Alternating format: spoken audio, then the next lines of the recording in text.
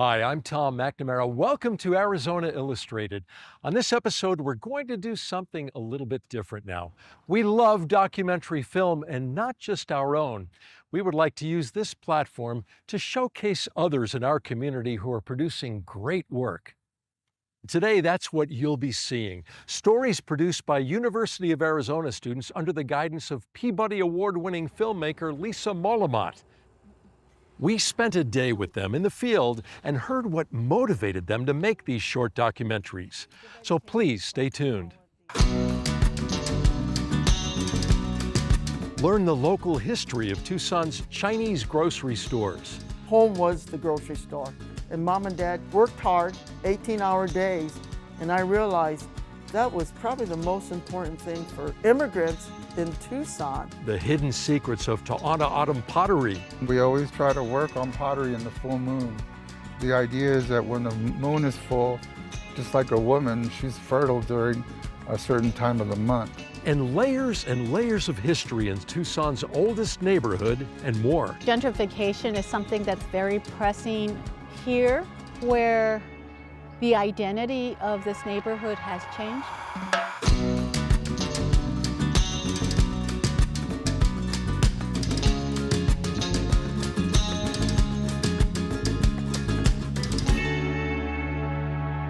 I'm a documentary filmmaker. I live here in Tucson, and I also teach courses at the University of Arizona.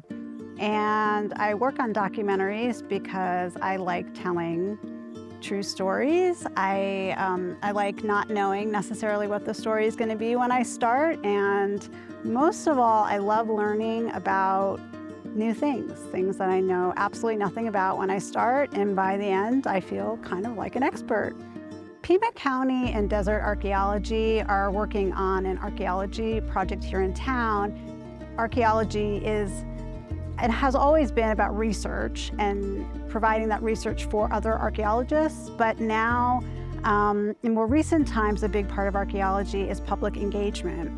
And so it's actually in the law that when you do archaeology, you have to do some forms of public engagement.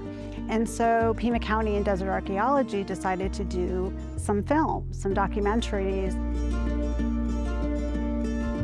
Out of that came this idea to maybe contact the university and perhaps do an internship with students to work on some projects regarding the archaeology that they're doing.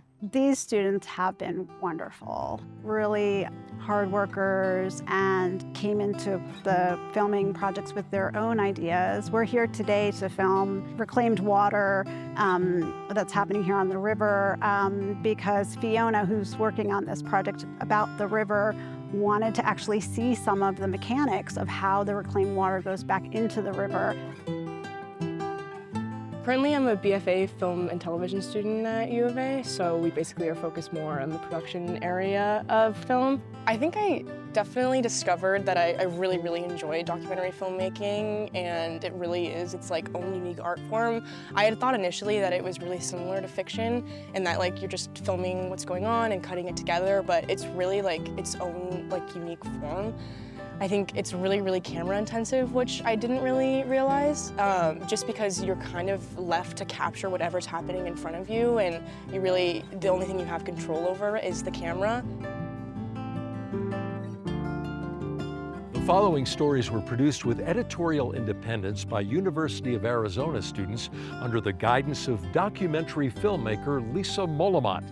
Funding was provided by the Regional Transportation Authority and the City of Tucson in collaboration with Pima County.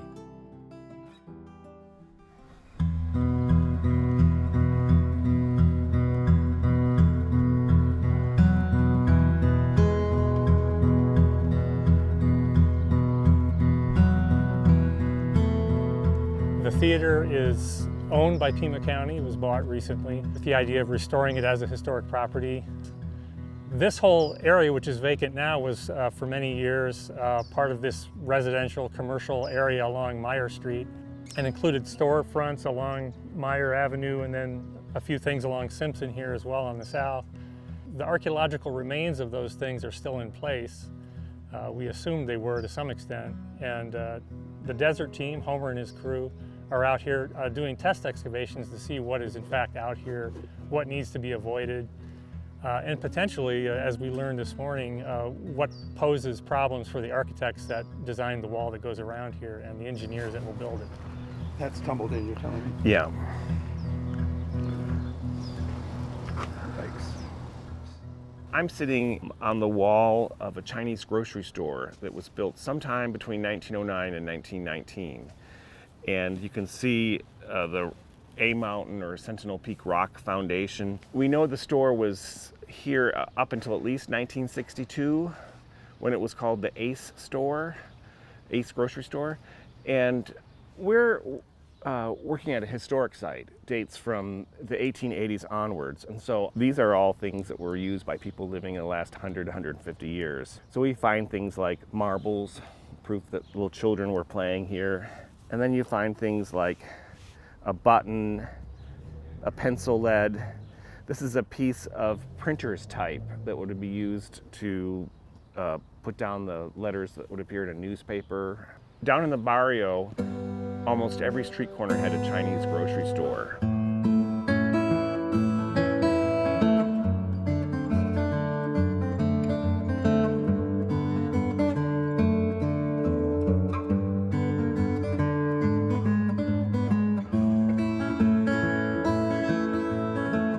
Why did people come to Tucson during that period of the gold rush? Families were sending the men in their family out to look for work. The whole idea was you make money, send it back to China, and that's what they survived on. Why they came to the Tucson area was after the railroad was finished, the Chinese people, some of them stayed, and they started to do farming. And about 400 of the Chinese railroad workers just decided to stay in Tucson. And they did things like opened up more restaurants, laundries, grocery stores. Some of them were farmers growing the produce.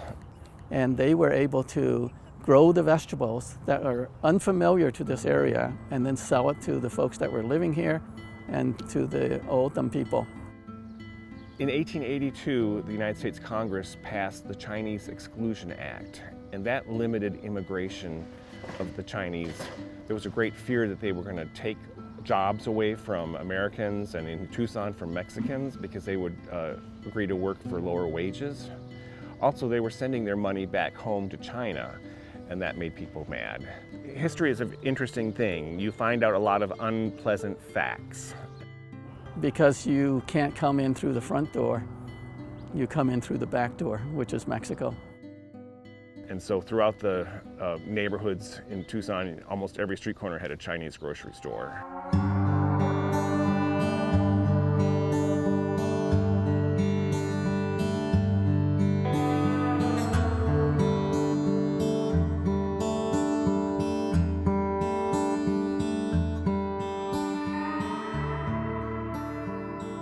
My grandfather came to Tucson and owned a grocery store at Stone and Fifth. The building is no longer there. It was demolished and it is a housing development of some sort. We have no record as to how my grandfather came from Guangdong to Tucson. We think he just came into Mexico. Remember, there was the exclusion of Chinese at that time, so they can't come over into the United States. During that time, there was no border. It was just like an open street. You can just walk from one side of Mexico to the United States.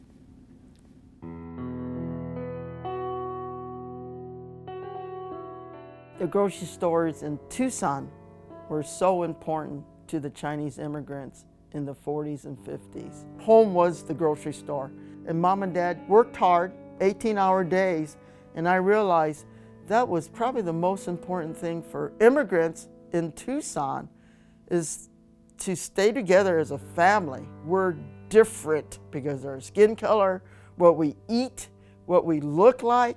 And so when you have that little clan behind the grocery store, you're making money, You're also meeting neighborhood people. The funny thing is, I actually grew up speaking Spanish, you know. So growing up, most of us thought we were just little Mexican kids running around because we spoke Spanish. Tucson was a very small community. Everyone just walked. People did not have cars, and so the grocery stores were just very closely together. In one block, you will see 2 or 3 of these grocery stores, and they were very easy for immigrants to learn to run the business because they really didn't know how to speak the English language. And the Depression years, there were a lot of people who did not have money. The grocery store person would write a little ticket or a little account of all the items that they would buy. And so at the end of the week or at the end of the month, they would come in and pay whatever the bill was. That was the biggest thing about Chinese grocery store, was giving their neighbors credit. Throughout the whole Chinese population here in the States, the kids growing up in the grocery stores, they need to learn skills and they need to be educated. That was the big objective.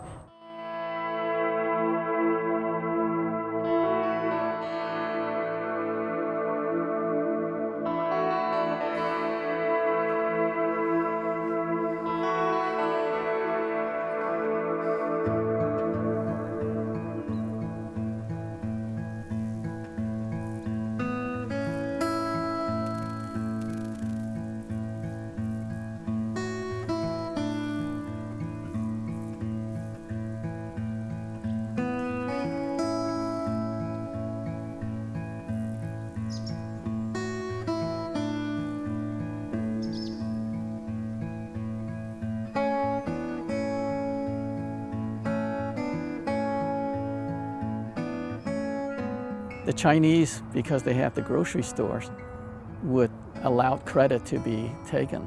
That really helped people through this period.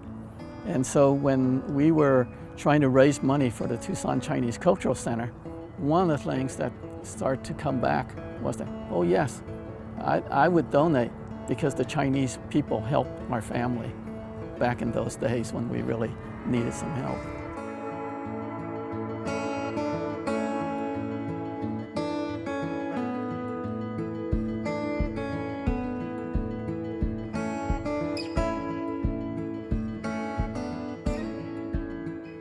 I started off as a biomedical engineering major, so I did 2 years of that, and then I took a gen ed where I made a small documentary type video, and I really liked it, so I changed my major to the BFA Film and Television program at the University of Arizona.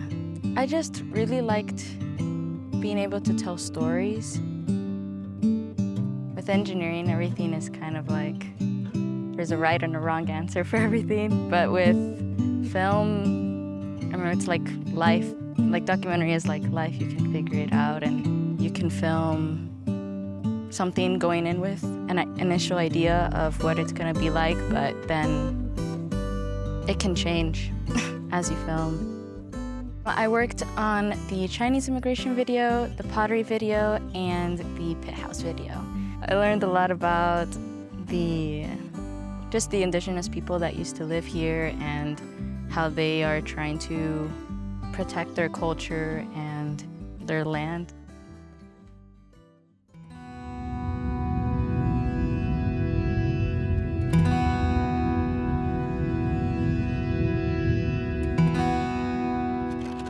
When gathering clay, we always leave an offering. What I was told was leave a strip of red cloth near the clay source. But today things have changed so much that people bring whatever they can. Maybe they have a coin in their pocket or maybe a little bead or something. But the idea is just to leave something instead of always taking. We never work when we have inner or outer conflict. You know, something is happening in your life, something bad, something good, it'll reflect in your work. So we always try to work when we're feeling good and we're not angry or we're not resentful or anything like that. And we always try to work on pottery in the full moon The idea is that when the moon is full, just like a woman, she's fertile during a certain time of the month. There are some mountain people that would only work during the full moon because that's when everything was fertile. These are called ha'takut. It means that they're a tool that's made for making pottery. And we just call this hote, which means rock. When a child is born, they're in the autumn way, they're blessed by a medicine man. And the medicine man will give little potion of clay and with a little bit of some other materials like feathers. And then they would ask the mother to feed the baby, the clay. And that was used to connect the autumn to the land so that they would know where they came from and they would always remember that.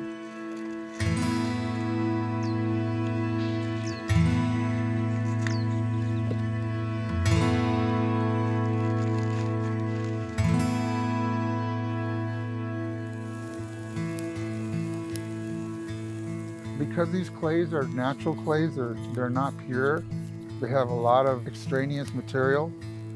The O'odham would use choya ribs or even dry saguaro ribs because it fires hot, but it fires fast. The clay that I used could not survive a regular kiln fire, and it would just collapse because the heat is too hot.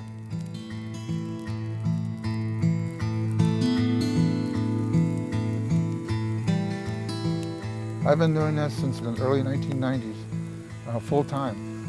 So it took me a long time to work up that intuition or that experience.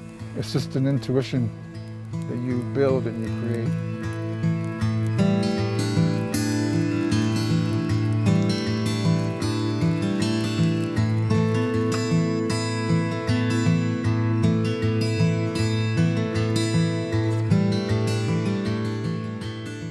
Hi, just a reminder, all of the stories you're seeing on this episode were filmed and edited by University of Arizona students under the guidance of filmmaker Lisa Molomot.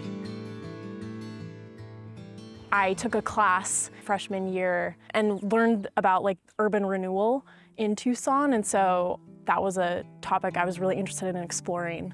I think the thing that is so special about documentary is you can take the seed of an idea and you can really explore that the more you talk to people and the more that you spend in a place, and you can really uncover the mystery of that seed, and it kind of blooms into something really amazing that you never really expected. The project that I worked on was the project about urban renewal. I learned a lot about how repetitive and cyclical urban renewal is. When we talked to Lydia Otero and we explored the area of Barrio Viejo and understood how urban renewal impacted that area, I learned about how in South Tucson this is starting to happen again, and how we really need to respect where people live and not try to change that space.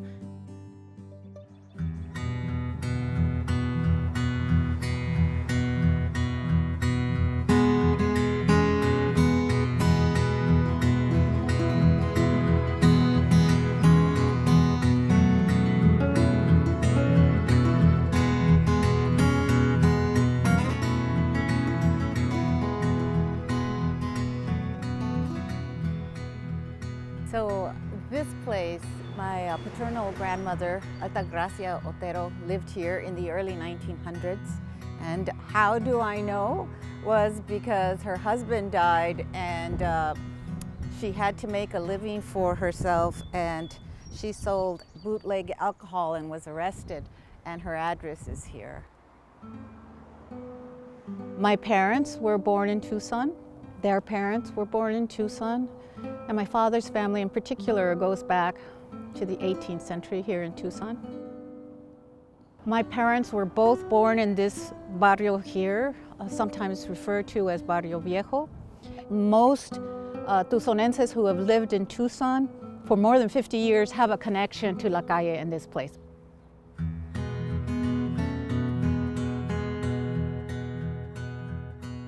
The number of people that were on the streets was just a marvel. but the educational system had taught me that it was not cool to speak Spanish in school, and we were prohibited from speaking Spanish to each other, even on the playground. And so coming here felt different. It felt like we were in a different place, a place where we belonged, certainly, where we had a demographic majority.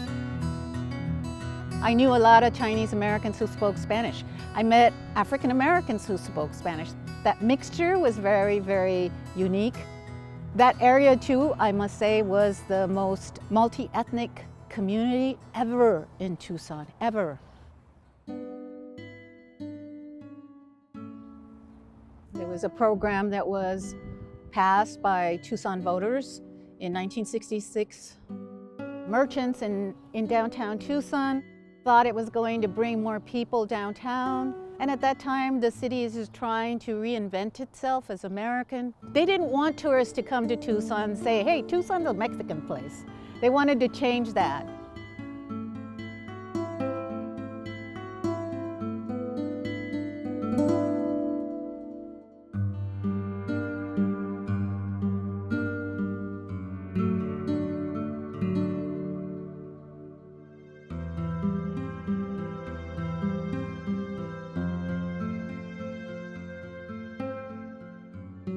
My mother used to live in a house that was here.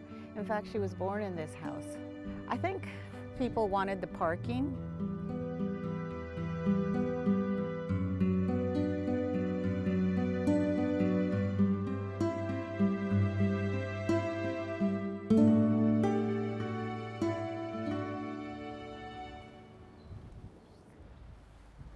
My ex-husband's childhood home, they had apple trees and apricot trees, and it was right where one of the parking lots of TCC is. You know, people started realizing that these are historic buildings, and those buildings they could save. They went from being almost worthless. They're probably selling for millions now. This is the house that now we know as the Diane Keaton House, and you can see it was a series of smaller units that were combined into a big house. I remember it when it was a lot of adobe units, and they didn't have roofs on them. They were pretty worn down. Newspaper ran a story on Diane Keaton selling this house for more than $1 million.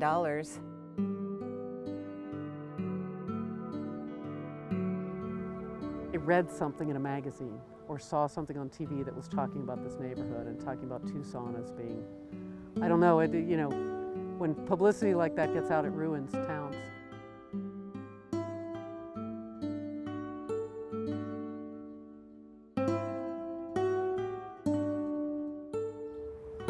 In these economic changes, the people that have moved in here and that are able to preserve their house, they're just a different kind of people.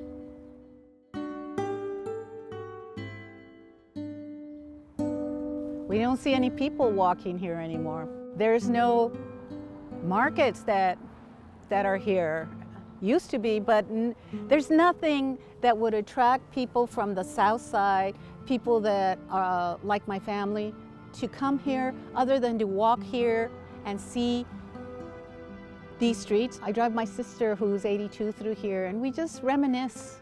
And there's this feeling of nostalgia around this all, but we know that we own a piece of its history, and I'm glad that it's preserved the way it is, but it's not the feel and it's not the people that I remember who once lived here, and it's not the energy that it doesn't have the energy that it once had. So this is a very beautiful scene. I love all these cactus. So one day me and Alfie were walking, and these loose pieces are on the ground. I planted them in my yard. Their parents are one of these cactus from the old barrio. I think the issue of gentrification is something that's very pressing here, where the identity of this neighborhood has changed. I think it's scaring people that live south of here, that this is a model of what's going to happen to their neighborhoods. What's interesting is some neighborhood groups are coming together. The Barrio Coalition is coming together, and they're aware of what happened here. It motivates them to preemptively move and voice their concerns.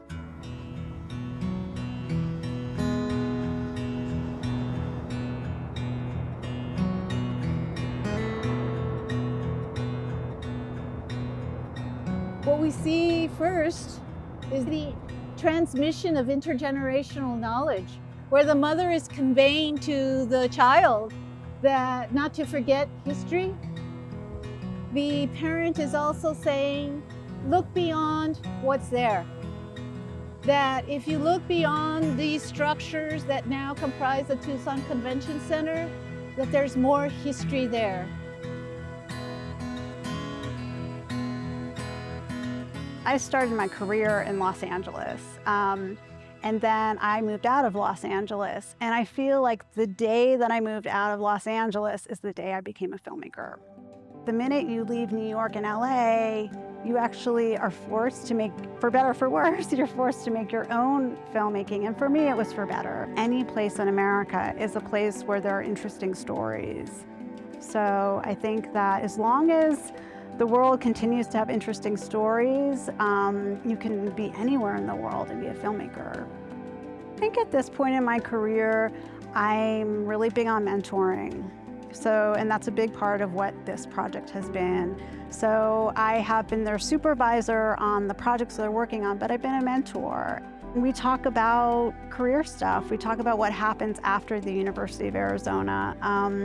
And I've been doing this long enough to have seen lots of different variations on what careers can look like, and there's not one career path for anyone.